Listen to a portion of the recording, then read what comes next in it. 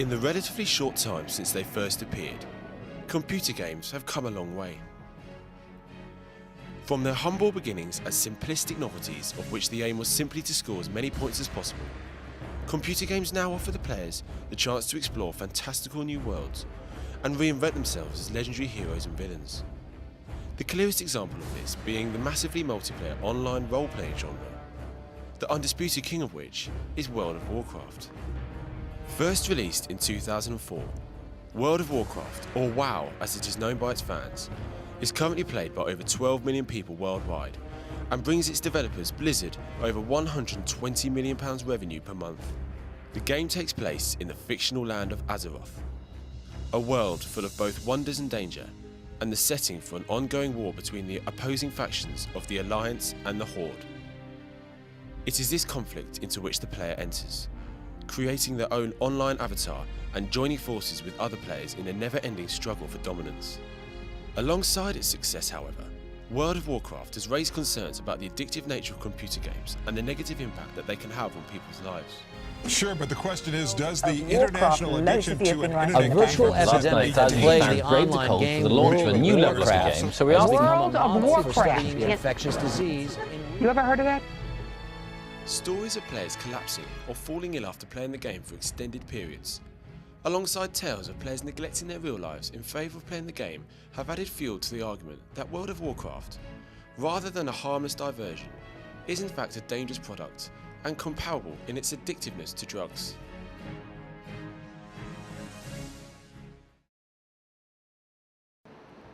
John is a student at Leeds University.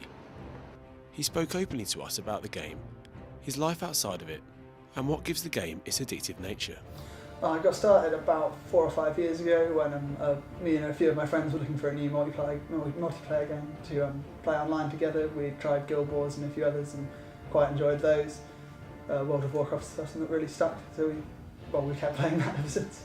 For me, a lot of it's just about a challenge that there's always more to.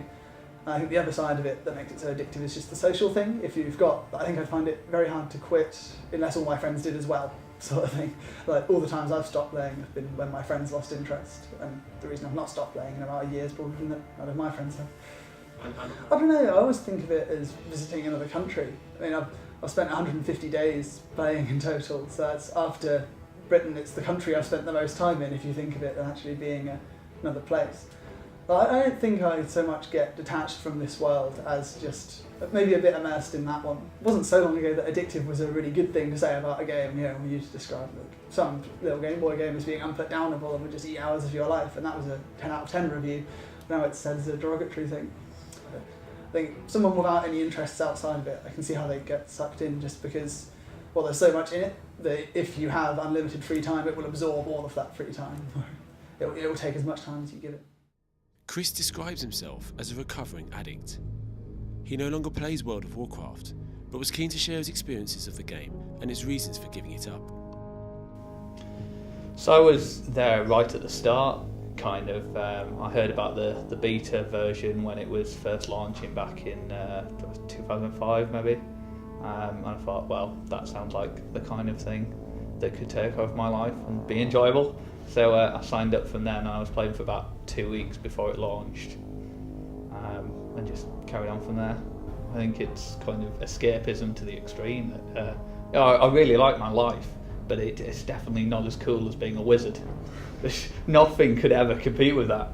And I think once you get into it and all your friends are on there and you want to keep up with your friends and they're all playing loads and you want to level up as soon as possible and keep up with everyone, that it just starts to consume your life. So basically any time that I wasn't eating, sleeping or at school, I would be on World of Warcraft.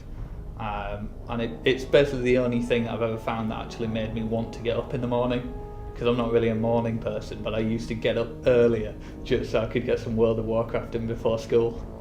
I think the biggest thing that Blizzard have done wrong is put a little play counter in so you can see how much time you've spent on there. And when you've been playing 3 months and seen that you've already clocked up a month of in-game time, you tend to think, actually, this is taking too much of my life. And I thought, well, at the end of the day, I kind of want my life back. As good as this is, the real world is good as well. And I might go back to that and see if I can level up a bit there. Dr. James Jackson is a senior lecturer in psychology at Leeds Trinity University College. He shared his insights into the reasons behind World of Warcraft's success and what goes on inside the minds of its players. Well, you could argue that because so many people play it for so long, that there must be.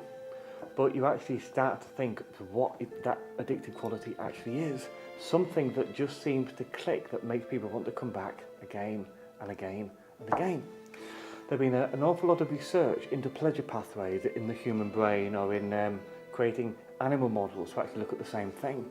Well, it seemed to be that there's an area of the brain called the striatum, which is more toward the very centre of our head.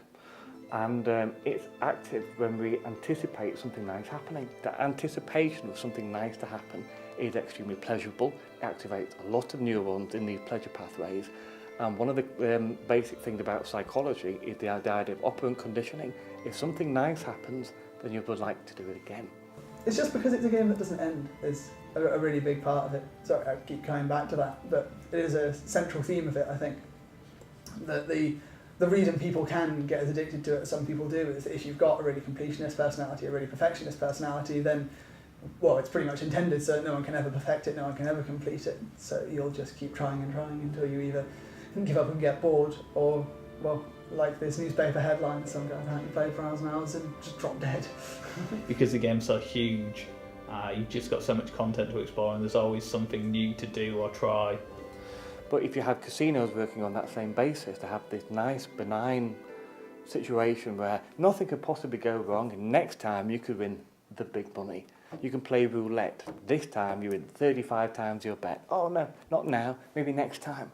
And it's that same thing. You defeat a monster, or you try to achieve a certain mission to achieve a certain goal, and maybe you didn't quite do it this time, so you try again. It's anticipating something positive happening, something that gains. You always gain levels, you always get more stuff. The game always rewards you with more things. So it just keeps you in. You get activation in the pleasure pathways, and whenever you enjoy something, you'll just do it again. I think I played for a bit over 30 hours once. I used to sleep every other night, that I was sort of on a 48-hour sleep cycle. And once I happened to sit down to play WoW for a night of not sleeping, and then sort of played it most of the same day. And it was only when a friend who I'd been on Facebook chat to, like, the previous night, then the next night was like, "Are you still playing WoW? Have you actually stopped?" I was like, "Yeah, come to think of it, no." I would say that all things, well, most things, in a small amount, is actually quite healthy. It makes you a more well-rounded individual. It gives you access to more experiences, to meet more people, etc. But at the same time, if you focus all of your time on one thing, so in fact it becomes all-consuming, then clearly all the other parts of your life that are distant from that will fall away more by the wayside. But is Blizzard using this addictive quality to exploit its players? I don't think that they'd want that. I don't think they would like people to think that they were doing that. But all of these online, massively multiplayer games all rely on, at least they used to all rely on people paying a subscription every month. So it's trying to create a game that's enjoyable enough for people to want to come back and keep playing it. So it must always produce a lot of content. And it may just be that the company that makes World of Warcraft has hit upon the best idea to get more people to keep playing it. But I don't think, any company wants people to become addicted to what they do. But at the same time, just providing people play at least 1 hour every month, but pay their money, then this company will be happy. The fact that some people have gone too far is probably more symptom of these individual people with these individual characteristics. It's unlikely that the issues surrounding World of Warcraft will ever be completely resolved, especially when so many of them are affected by the personality of each individual player. If I didn't have World of Warcraft, I'd either be playing another game, or if you took away my computer, then I'd find lots of really interesting books to read. I've just got a mentality of once something's defined as work, I won't do it. I'll find something else to do instead, whether it's World of Warcraft or anything else. I would say if you want to get involved in a computer game, play casually. You have to be very strict with yourself and write down when you started, when you finish. Add up the number of hours and think, is this appropriate for someone of my lifestyle? One thing, however, is certain. With a new expansion pack only recently released and a movie planned for 2013, World of Warcraft's popularity and dominance over the computer game industry shows no sign of waning, and the game will undoubtedly continue to be a source of controversy for years to come.